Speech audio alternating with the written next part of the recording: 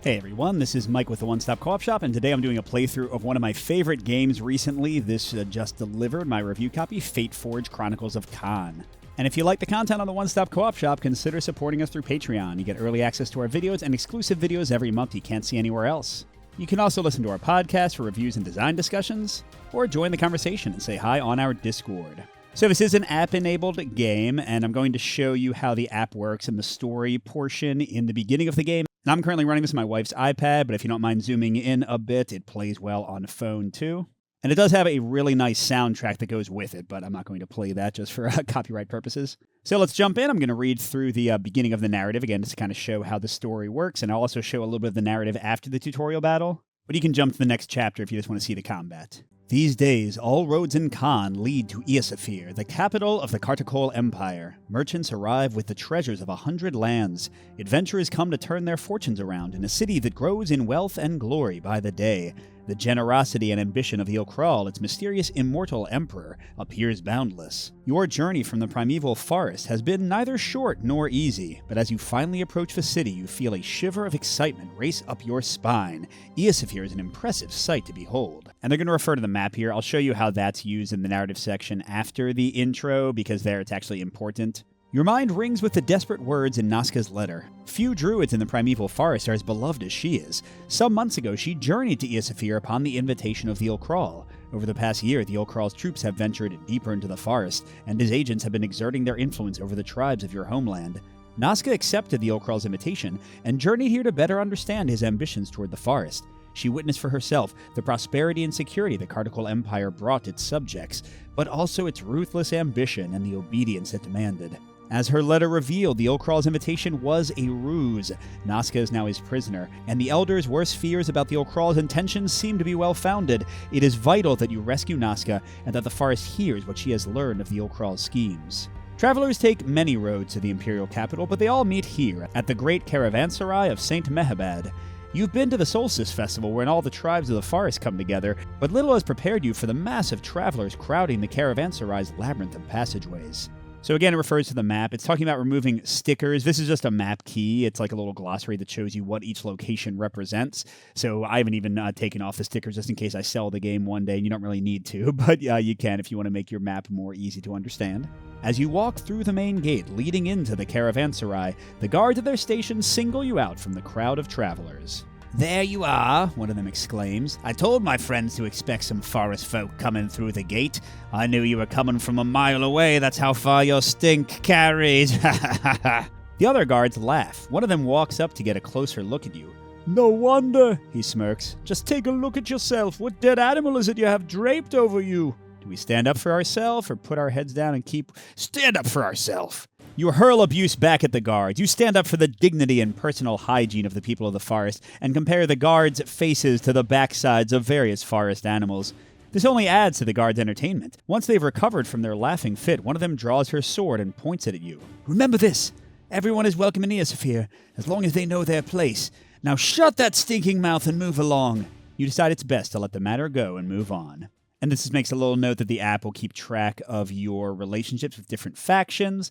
Right now we've got the Empire. Daralos you'll meet in a little bit, so we just went to -1 because we were messing with the guards. You find yourself in a wide, dusty plaza packed with travelers milling in every direction. Under the colonnades that surround the plaza, you can see stables, taverns, inns, and shops. Everything a weary traveler could need to restore themselves after a tiring journey. You are not even in the city proper, and already you feel like this bustling labyrinth could swallow you whole. No one pays you any attention except for a cat standing in the middle of a narrow street, looking at you with a strangely intense focus. You are a stranger here, and you know no one in Eosaphir. You're about to head to one of the inns around the plaza, but a young girl steps out in front of you. She's carrying a massive bundle of flowers and is wearing more flowers in her hair. She moves toward you and extends a hand holding a single pink rose. You notice a symbol tattooed on her wrist under her sleeve, a circle of dots. "Are you the heroes from the forest? I have a message for the heroes from the forest." Do we confirm or deny? We'll confirm. The girl squeals. "I knew it was you! I just knew it! Please, you must follow me. I will take you to an ally that knows your druid friend." Before you can reply, she turns away, beckoning you to follow. Without warning, a band of militia jump out of the shadows and surround the girl. You'd have expected a child like her to be scared, but what you see is something else entirely. She throws her bundle of flowers into the air. Before they come back down, you see the flash of a blade. A guard falls to the ground. He clutches at his throat, uselessly trying to contain a jet of blood. She fights like a cornered rat. Another flash of the blade and another guard falls. The leader notices you, points your way, and shouts, "They're with her! Get them!" A few of the militia rush toward you. Their leader blows twice on a horn to call for reinforcements. All right, we get into our first battle. So if you're just joining us and you missed the narrative portion or you skipped over it, basically we're trying to escape from some guards attacking us. So we get a preview of abilities that are in the battle. The red units are going to have frontliner. If we're doing range attacks, we have to hit them before anybody else. The green guys have blocker. We can't move out of their zone. And the purple guy, the leader, is going to move red minions towards him to protect him, basically. And it tells us which cards to use, which is going to vary based on player count. I did this exact same fight, although it was quite a bit different in the prototype, but I did this one for my preview. And so this time I'm going to do it with 4 characters, including one of the characters from the Clash of the Immortals expansion, which they also sent me. So you'll see a little bit of a different thing. But yeah, use different cards based on player count. These are going to be the veteran versions of these enemies, which have more life, which is going to balance out me having more characters, as well as just more enemies being there in general. So we get these cards, I'll grab them, and then it also shows us the layout of the map. And it gives you the exact tiles you're supposed to use, but honestly, each of these is just a space you can move on. So I've found for my son, just to like kind of speed up play, we just grab the right shape and put them together. It doesn't really matter, whether you have this square with a market stall on it or this square with a bush on it. It all kind of serves the same purpose in the game. And here we go with everything set up. I've got the 4 heroes I selected over here at the start. These tokens are exits, although this is a tutorial, and to win you have to exit through exit A, so I don't know why they have exit B on the board here. And we've got 2 of the red guys who are going to block ranged attacks for other characters. A red guy protecting a ranged attacker. Dogs will move and attack. This is the guy we can't move out of the space of, and that's the leader who's going to be sucking red people towards him, and you need to defeat him and then escape through the exit to win. And they change the number of rounds based on player count. With 4 characters, we've got only 3 rounds to do all of that. Now, the app doesn't do very much during combat. The key thing is at the beginning of each round, it shows where the enemy reaction is going to fall, which can change sometimes. So here we're going to get 1 player turn, then an enemy reaction turn. Enemy reaction turn is where 2 enemies get to react, but it's randomly determined by the app. Then we'll have the other 3 player turns, and then all the enemies activate at the end of the entire round.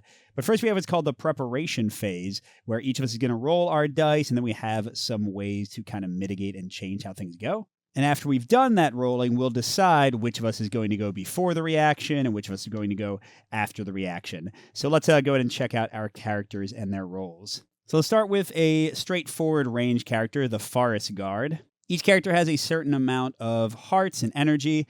If you lose all your hearts, you get knocked out, and energy is for mitigation and like bonus movement and stuff. Each of them also has 2 specific skills cards they start with. They're labeled with an S. For the Forest Guard, it's Range, Shot, and Intimidate. And they each have a specific selection of 4 colored dice that have different possibilities rolling different results.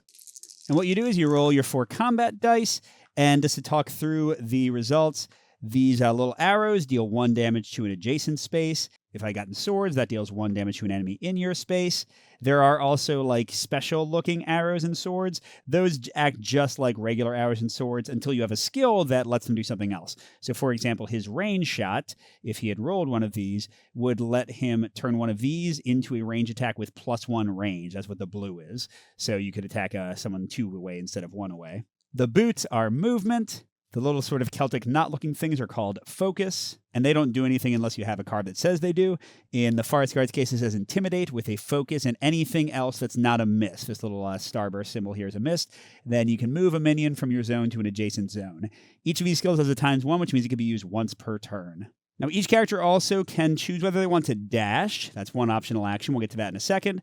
They can do a 3-of-a-kind change. If they got 3 of the exact same symbol, they can change one of them to whatever they want. And finally, you can do an energy reroll, which let's go ahead and have the Forest Guard do it, because in the tutorial, you'll get all your stuff back anyway. Normally in combat, you don't get all your energy back necessarily between fights. But yeah, so 1 energy lets you reroll every miss you had. In this case, he just had 1, and he gets another foot. And by the way, his marksman ability says during preparation, if you do not roll any arrow symbols, you may reroll all your dice once, which did not come up here. Okay, so those are his dice.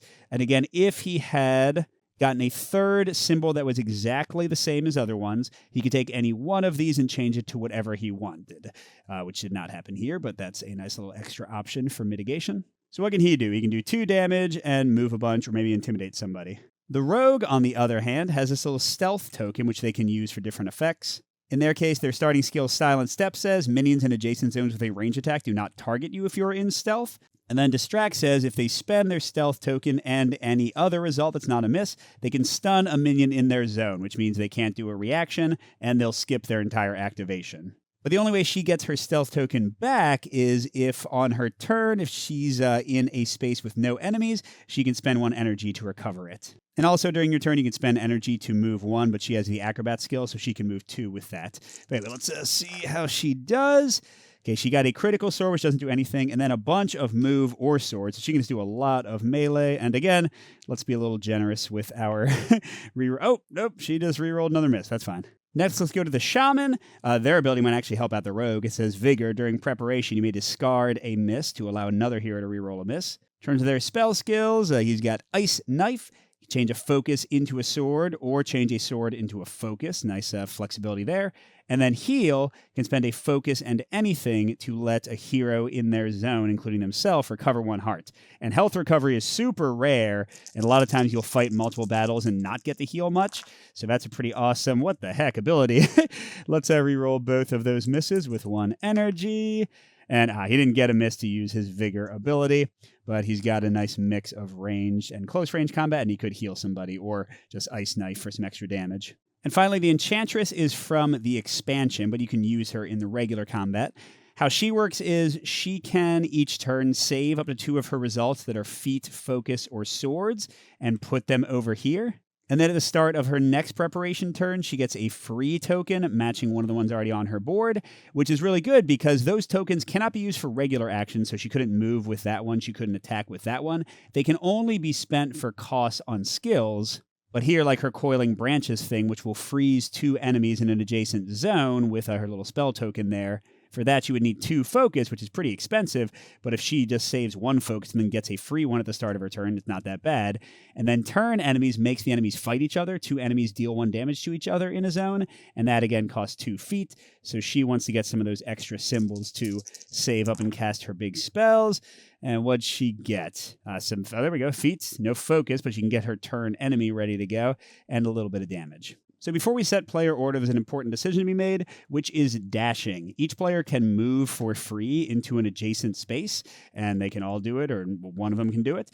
If you are leaving a space with an enemy, you take 1 damage if there's at least 1 enemy in your space when you dash, but here, like moving into their places is totally free. But a big thing to consider, because again, healing is very rare, and although this is a tutorial, I want to kind of show you how it works in a regular fight, you have to think about when the enemies are going to react. Because like I said, 2 enemies are going to react whenever this little reaction thing comes up in the player order. So if they all dash forward and then only the Forest Guard gets to go, and let's say he doesn't kill any of these people in their space or adjacent to them, the reaction might have a red unit and a blue unit both attack, and suddenly we're taking 2 damage we wouldn't have otherwise if we had just stayed put. And here are the cards for the enemies in this scenario. Again, elite version because of the player count. So the Grunts and the Bowmen have 2 life. The Guard Dogs only have 1.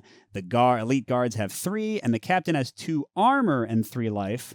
Armor is represented by these little black cubes, and as you do damage, first those will come away. And then you got to do 3 more damage. And a key thing is at the end of every round, all damage gets healed, but armor loss does not. So if we did 3 damage to the Captain and got rid of his armor and did 1 damage to him, that 1 damage would heal, but he would still only need 3 damage total at the end of the next round. And these symbols here are their activations, what they do at the end of the round. What they do in the reaction step is actually a little bit different and is sometimes randomized. So the Guard Dogs, if you're in their space, they'll attack. If you're adjacent, they'll move and then attack. And if they're 2 away, then they'll move. The Bowmen will only shoot if you're 1 away. The Grunts will only attack if you're in their space. Same with the Elite Guard. The Captain can also shoot. But notice that outside of reactions, none of them are moving except for the Guard Dog. These are really simplified cards for the first battle. Well, anyway, long story short, I'm not going to have anybody dash. I don't think that's a very safe thing for us to do here. And then I got to decide who's going to go first before reactions. The Forest Guard has 2 range shots, so he could kill somebody without moving. which seems like maybe it's the way to go. And then in terms of the rest, I mean, honestly, the rest of the order doesn't worry me as much. So let's just leave it like this. So we go into the action phase, and they don't really care what we're doing. Like, the only thing you have to really check for is enemy reactions and the enemy turn. Oh, and there is this one gem indicated. That started out over here with these units.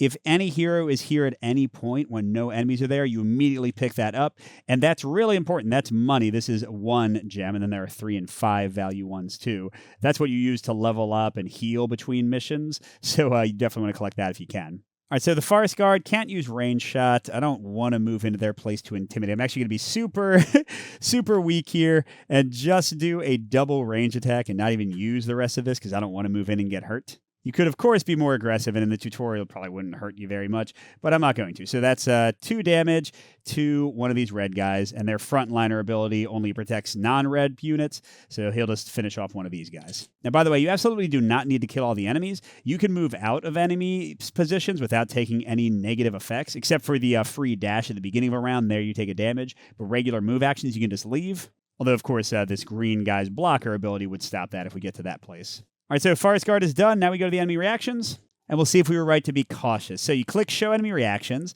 All right, and in this case, we're getting a red reaction and a green reaction. So for each of these, only a single enemy of that type will activate, and it's whichever one can perform the leftmost action. So here, like the closest red unit to one of us, and if they get a 1, they'll move and attack. And here a green guy would attack, or if he was within one of us, he would get a block token, which will cancel the first damage, although blocks go away at the end of the round, so you don't have to worry about them if they're far away.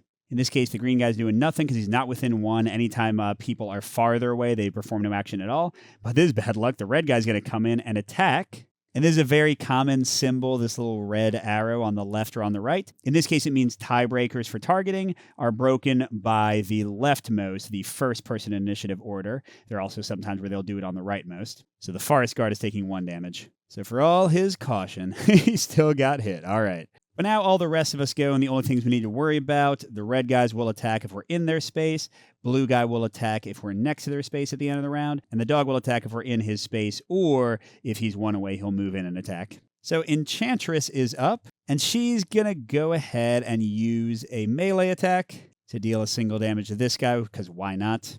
And then she wants to use both her feet for her turn enemy spell. So once per round, you can use an energy to get a free movement icon. And that is a movement icon, so you could also use it to pay for a movement cost instead of just moving. But she will come into here. And now that she's 1 away, she's going to activate turn enemies, which will place a spell token in an adjacent zone with 2 or more enemies, deal 1 damage to up to 2 enemies in that zone, ignoring targeting restrictions. So like the frontliner ability would not apply. So these guys are going to attack each other, and I think you put that here to show which spell is currently active. So boop and boop. You can just kind of put it next to him. And then she's still got an arrow left. The frontliner will block for the range guy, but let's finish him off. Now, by the way, the reason the spell token matters in the expansion is because she can spend an energy at the end of the round to keep it in play, otherwise it goes away. And then she could repeat it for free without paying the costs. Although we'd have to target the same people. So like here, this guy couldn't fight himself. I would need to have 2 enemies again. All right, next is the Rogue. Let's certainly, I guess I could just move in twice and stab somebody. That would be the safer option. So yeah, let's go ahead and do that. We're not going to use Distract or anything yet. So 2 moves and a stab. Not going to use any energy. And that will get her 1, 2, 3. So might as well remove the spell because it ain't happening. Then finally, the Shaman is up. I would love to heal, but I think we're just going to do an attack, 2 moves, and a range attack. Oh, no, actually, the range attack won't matter. So forget it. We are going to heal the Forest Guard. So before we go anywhere, I'm going to do this and that, because it's a focus plus anything, to heal a hero in my area. Because again, I want to show you how the strategy would work if you weren't in the tutorial, because we're going to heal afterwards anyway. Then he's going to attack and move. Finish off this guy so he doesn't hurt the Forest Guard, and come on over here. Oh, you know what? I just remembered. I'm supposed to have the shamanic drum with the shaman. These are not the characters I usually play with my son. He starts with this. At the end of your turn, use a focus result to add a focus token of his card up to a maximum of 2. You use these tokens as focus in future combat rounds, so he's kind of like the Enchantress, a simplified version where you can hold on to a bit of focus. But we're not going to worry about it for this turn. All right, and finally we go into enemy turns, which unfortunately don't work out great for us. The green guy won't move, the red guy won't move, but the guard dog, they activate first, is going to move and attack, so the rogue is going to take a damage. And then during the leader's turn, it says move the closest red mini, not of this enemy zone, one zone toward this enemy. So he's going to be here to block range attacks against the militia captain. And yeah, they have a whole screen to remind you of all that. Then we go to cleanup phase, and this reminds you of some things. So block tokens would go away. Like I said, if that green enemy had gotten a block, it would go away. People who are stunned stop being stunned because they already missed their turn. And then any damage that was remaining would be gone. So we go to round 2, but sometimes things change. Yep, I knew this was happening. We are getting their reinforcements. We get to add some more tiles and some more units. But don't worry, it's nothing too horrific. And hey, more money for us to get. Now, don't forget the objective. We must kill this guy or we cannot leave. When he's guarding, you see how like the exit has a little slot. When somebody is in that slot, it said that they're guarding the thing. They can't move away, but also you can't use it in any way. So we would have to run through A exit to actually win the scenario. So if he's still alive, that's not going to happen. We got to finish him in the next 2 rounds. And like I said, the reaction step will change sometime. So we're going to do another preparation phase, but the enemies will react after the first 2 characters go. And we'll also get to dash, like clearly the forest guard is going to dash up. Let's see what we want to do. Danger-wise, we saw red guys might charge us and attack us. We know the dogs will charge us and attack us, and the blue guys. So like if we're anywhere in here, it's going to be a lot of danger unless the first 2 characters can finish people off. The dogs only have 1 life, though, and this one's not being blocked by a frontliner. This guy we couldn't attack unless we were in melee. Let's just roll and see how it goes. So what's she got? Ooh, she can do coiling branches, which is going to lock down up to 2 units, which would actually be super useful in this space. There's no money to be gotten there, and if these guys can't move, they literally can't affect the battle at all. And then, sure, she'll reroll her miss. Why not? What the heck? There are tons of skills, by the way, that let you turn misses into other things later on in the campaign. You get them pretty quickly. But yeah, in the very first couple of battles, misses can be really annoying. Okay, Forest Guard is 1 billion miles away. What the deuce? Hey, he's got his long-range attack, though. Wow, yeah, this is very unusual. There's, 1 miss side on each of these dice. But okay, so he's got some movement to catch up or focus to intimidate with, and he can do a long-range attack. Okay, Rogue, how are you doing? Again, we're going to be very spendthrifty with our... Ooh, here we go. She got 3 of a kind, so what would I like? Maybe a move or attack to give us a bit of flexibility. That seems good. All right, and then the Shaman. Wow, okay. Well, he'll re-roll all 3 of those. And hey, if he gets 1 more, you can let somebody else... What the deuce? Dude, really? I have never had this kind of luck. So he is going to use Vigor to let I guess the Enchantress and the Forest Guard both have 1 extra die. Let's let the Enchantress roll. If she gets another foot, she can maybe do her turn enemy spell too. Hey, there we go. Now that did cost 1 of his misses because, like I said, in later scenarios, he could actually use those to do cool things. All right, let's see. Who's going to dash? Definitely the Forest Guard, not the Rogue, because I want to take the automatic damage. She can defeat the dog pretty easily. I think the Enchantress is, because I want her to cast some spells around here. And the Shaman can move up to here. He doesn't really have much to contribute combat-wise this round. And who do I want to go first? The Enchantress to lock those guys down seems really good. And then I think probably the Forest Guard can only do 1. Yeah, I guess the Rogue is going to be the best one. And yeah, okay, we'll do it like that. All right, Enchantress is going to cast Coiling Brand. Oh, I can't do both, can I? Or I guess if she casts like 1 spell and then the other, the effect of the first one will go away. With that being in mind, let's actually say that she went here for her dash, because that way she can use turn enemies first to do the 1 damage thing to people, having both of these guys attack each other. Then she'll spend an energy to come in here, and she'll use Coiling Branches to lock both of these guys down so they can't move. And then she can spend another energy next turn and basically treat them like they don't exist. Okay, Rogue is up next. I want to get rid of all these people so they aren't hurting anybody. And yeah, should be able to do that really easily because we've got, 2 attacks, a move, and an arrow. That's all we need. Melee attack the dog, arrow the frontliner before we move in here, finish off that guy. That's all she wrote. All right, now we go to reactions, and it's a dog and a green guy. The blocker is actually a bit annoying because now we'd have to do 4 damage to him. I don't know if we were going to hurt him that much anyway, but either way, we definitely can't get him now. But then the dog can't react because he's trapped, so that's great. Nothing else happens. Then we get Forest Guard and Shaman. I'm a little bit worried about the timing now. So let's have the Forest Guard do this. I'm going to have him use one of his moves and then his last energy to move again to get into here. And then forget this green dude. Let's use a focus and his long-range attack, unfortunately, to intimidate, move a minion from your zone to an adjacent zone. So, hey, just go hang out with the Vine guys, because the greens never move, so he's totally safe. And we get to pick up a gem because nobody's guarding it. And you can mark that on the app because it actually kind of like adjusts things based on how well you're doing and how much damage you take and that sort of stuff. Then finally, Shaman. Jeez, man. You didn't get to do a lot, did you? You could, use a focus to move to where the rogue is to heal him, but that would take him away from the action. Let's see. At the end of your turn, use a focus to add a focus token to this card up to a maximum of 2. Okay, so you can only do one of them. So yeah, he's just going to do nothing on his turn and just save up focus. There we go. And it wastes another dice. That was a cruddy turn. It's okay. Now, these guys can't do anything on their turn. Unfortunately, though, the elite bowman's going to shoot him, and the captain's going to shoot him, so the forest guard's taking 2 damage. Ouch. After playing with 2 characters, it's a lot to manage 4. I should say, by the way, that technically you're not supposed to be able to play more than 2-handed in solo, because they actually have a solo mode in the app that makes things a little bit more challenging. And the reason they make it a little more challenging is because you're not supposed to be seeing the dice used by other players. You actually have little screens to hide it behind, but you're allowed to freely say what your dice are. So I don't know. It feels like a little bit arbitrary. If you don't like hidden information, I think there is nothing wrong as long as you don't have an alpha player problem in your group to just show the dice and go with it. Who cares? All right, we go into the cleanup phase. His guard token goes away. We are going to have the Enchantress spend an energy to keep them coiled up so we don't have to worry about them. And we're going to go into the final round, and once again, enemy reactions are in the middle. All right, let's roll some damage, people. Okay, that's these. Oh, she can use turn enemies. That's actually a great result. Nice job, Enchantress. Forest Guard, you don't have any rerolls left, so how about... Okay, that was decent. Now I could... I didn't roll any arrows, so I could reroll all of those. That's a pretty good result. Let's take a chance. Take a chance. Okay, that's about the same. All right, the rogue still has stealth, so they could just... Sorry, I was shocked by that terrible roll. Let's try to re-roll both of those. Okay, I was going to say the rogue still has stealth. That's better. So they can use distract to stun a minion and give up their stealth token. All right, and Shaman, how you doing? Let's actually not re-roll that with focus. Let's suspend it and let the Forest Guard re-roll. Nice. All right, we got a solid amount of damage to put out this turn.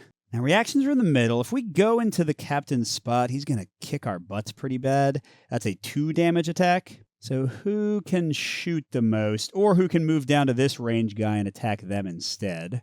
Oh, I know. What if the rogue goes in? He should be able to kill the red guy and stun the boss with that distract ability. So they should be first. And I think Forest Guard is doing the most damage otherwise. Oh, wait, that's right. I wanted the Enchantress to hurt both the red and the purple guy. But if she does that, she'll have to move her spell token, and they won't be coiled anymore. All right, it's fine. The rogue can focus. Instead of trying to kill the red guy, he can just hurt the red guy and the boss and stun him. Okay, so we'll do it like that. Oh, and dashing.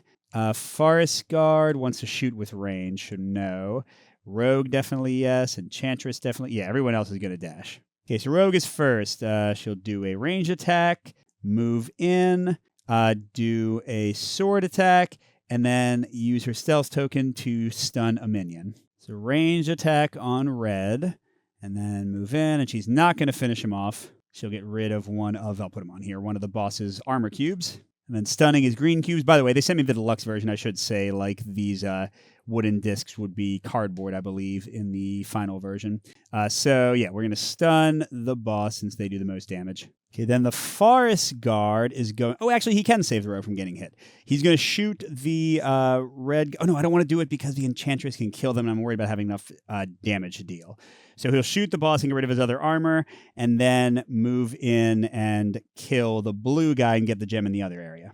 Right here. Shoot the boss, move here, stab, stab, money, money. That's going to take us to enemy reactions.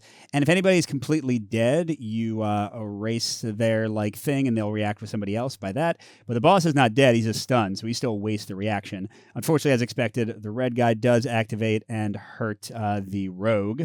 So she's down to 4 life. And how healing works in between missions is you get 1 free heart and 1 free energy back at the end of each mission, but then everything else you got to spend for, you got to use food, or when you get to a rest section, which is after every 2 fights, you can spend money to do that. We're fine. We'll see if we can have the Shaman heal. But first we're up with the Enchantress. And yeah, she's now going to turn enemies, which, man, they're going to be able to attack. It's fine. So she'll have them each deal a damage. So that's 1 to the boss. He's got 2 left, and the red guy's finished. And then she can do another range attack on the boss, and then I guess move into the boss's space. Because when you have to move to the exit, which happens at the end of the fight, you take damage if your space has enemies, and then for each occupied space, as you trace your path to the exit, kind of like you're making a final dash. Okay, then Shaman's gonna shoot the boss. Yay! We have cleared the path. And then, I guess he's got enough to heal. So sure, what if he uses an energy to dash down to the Forest Guard and uses both of these to heal him 1? There we go. Oh, actually, I just realized he doesn't need to spend the energy because he saved a token on his drum. So he could have used that to move to the Forest Guard and these to heal. Now, sadly, when the enemies activate, the guard dog does come over, and it says leftmost, so the Forest Guard is going to get hit for 1. So he ends up with 2 damage, but we have finished up. Oh, wait, no, we haven't. Stupid dog. I just realized they both have to run away from him, so they take 1 more damage each, the Shaman and the Forest Guard. Man, that was an ouchie result on the tutorial. 4-player management is tough. Okay, and then we can play an extra round if, like, we didn't complete the objective or wanted to get more money and stuff. Usually that's a terrible idea because each player draws a corruption card, which are, like, these negative effects that stay with you, and it's really expensive to get rid of them later in the campaign. So we're going to say no, not an extra round, and then you say which objectives you did. We did all of them, and yay, we're good. And here it's saying recovery and rest. Now it's a tutorial, so we get everything back. But if it was a regular fight, we would just get 1 and 1. So Forest Guard's pretty rough off. Rogue's a little rough. Enchantress is fine, except for losing a lot of energy. And Shaman's looking the best of the group. And then, again, this is a tutorial, so we heal fully, but you keep track of how much damage you've taken. And this, along with a lot of other things, is tracked by the app. I actually talked with one of the developers on it a little bit, just to, like, kind of understand the workings. It'll give you, like, free money if you're doing poorly. It's sort of like a little catch-up mechanic. Don't get me wrong, it's definitely better to not lose missions and get those corruption cards, and it's better to pick up money so you can level up more. But the app does try to help you out a little bit more than some crawlers, where if you're doing badly, you just keep on doing badly. All right, and victory, yay! Doesn't even count as a combat one, because it is a tutorial, but we do keep the money we got. And let's go to the rest of this story. I just want to show you how they use the map in kind of a fun way. You dash down a colonnade and join the crowds, hoping to lose any guards on your tail. You find yourself on a busy street lined with shops. You pause to consider your next move. Whoever the girl was, she was clearly no friend of the Empire, and she was your only lead on how to get in touch with Nazca. There's one small problem. You have no idea where the guards dragged her off to. So it says take story card 1. These are little, like, illustrated cards that show what happened to you and kind of remind you of your journey. The app already knows which choices you made, so you don't have to, like, enter which story cards you have, but it's, like, kind of a fun way to sort of summarize which choices you've made. You stop a passing orc dressed in a fine tunic. She looks you up and down and seems suspicious of you, but your politeness sets her at ease. You tell her a companion of yours had a bit too much to drink in one of the caravanserai taverns and was taken by the militia when he got a bit too rowdy. It's not the first time there's been a commotion in the caravanserai. All sorts try to get into the city. The militia dragged troublemakers off to the guardhouse. I don't know where it is exactly, but it's somewhere around the university. You won't have any trouble finding it. Leave the caravanserai through the southeast gate, and just down the road you'll see the statue of Saint Mehabad. The university's southeast of the statue. The guardhouse should be somewhere around there. So this is a portion of the map, and what we're about to do is something the game does actually pretty frequently, where it'll have you, like, try to find a place and you'll kind of move through the city. It actually reminds me a bit, because I've played this with my kids too, of the Macro Micro Crime City series, like in a much simpler sense, but I don't know. We find it fun. I just want to kind of show you how this all works. So the guy said we should find a statue. It tells us we're starting on 15, leaving the south gate of the caravanserai of a saint, and then we need to, like, go southeast of there, and we'll reach the university. So we only have the option to go through the southeast gate first. It says you get the sense you are being watched. You look around and you spot a cat walking along a wall above you, keeping your pace. You realize this is the same cat you had seen earlier in the caravanserai. It looks at you, then it leaps onto the ledge of a building and scampers away. Okay, so do we want to go north, south, west, or east? All right, and looking, east would go that way. South is where he told us to go, so we're going to go south. And usually they don't have long entries. It's pretty quick. You're in a small square just southeast of the caravanserai. A statue of Saint Mehabad with her arms or her hands raised stands in the center of the plaza. So we're right there. Now we can go north, northeast, or west. They said to go northeast. As you turn a corner, you find the same cat you saw minutes earlier, sitting in the middle of the street, looking intently at you. When you get closer, it tilts its head backwards, moves a few paces away, and turns again to look back at you. It clearly wants you to follow it and seems very determined about it. It heads northeast. You realize you have a choice to make. Do you follow the cat and see where it leads you, or ignore the cat and focus on getting it to the flower girl before something bad happens to her? There's a lot of these in the campaign, interesting branching choices, and they actually seem to have pretty important effects. I'll talk about this more in my review in a week or two. And yeah, my son was desperate to follow the cat and just abandon the girl to die. Awesome. I'm going to not do that. So the guy thinks to head south, or at least south leads to more buildings. So let's try going south, which takes us over to here outside this big area with an 8. And it says you stand in a bustling crossroads in front of a statue of a sitting scholar in academic's robes. To one side, you can see a large plaza in front of an ornate building. An archway leads into a wide courtyard where scholars, young and old, hurry about, carrying knapsacks filled with parchments. You found the university. And again, this whole sticker thing is just a map keys. You don't actually put the stickers on anything. You're just removing them and showing 8 is the university, so that you can remember where everything is once you've seen it. There are several large buildings in the surroundings, which could be the guardhouse where the girl is being kept. What shall you investigate? University courtyard, the fortified building in the shape of a cross, the marble-clad townhouse. It has to be the fortified building, right? You approach the imposing, high-walled building. There are guards on either side of the door and banners bearing the seal of Carticol billowing on the breeze. This must be the place.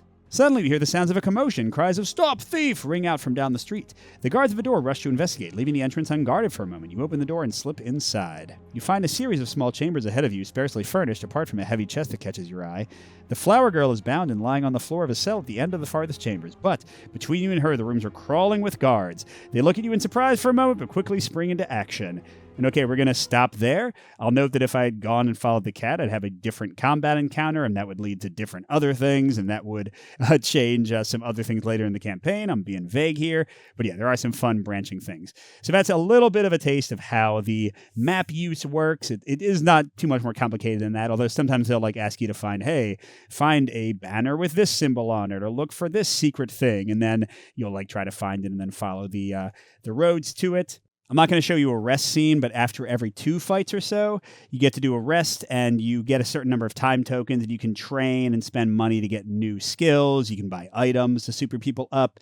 You can heal yourself, because again, you don't heal all the way automatically. And you're going to get some money for free, more money if you're doing badly to help you catch up, and of course, the gems that you've picked up in combat. All right, so that'll be it for this playthrough, just to give you a taste of the narrative and combat in the game. Later on, when they've released, this should be coming soon, the battle mode that's going to let you just fight in combats and level up. I'm going to show that off and show you what a more advanced combat looks like with more skills unlocked, and then I'll have a review of the game as well coming pretty soon, maybe even before the battle mode video is ready. And at the end of many of our videos, I'd like to thank our biggest Patreon supporters, the ones who do the most to keep the channel going. They are J. Willie MF, Steve Wren, and Pedro Lucas. Thank you all so much, and everybody else, good gaming, and we'll see you at the next stop.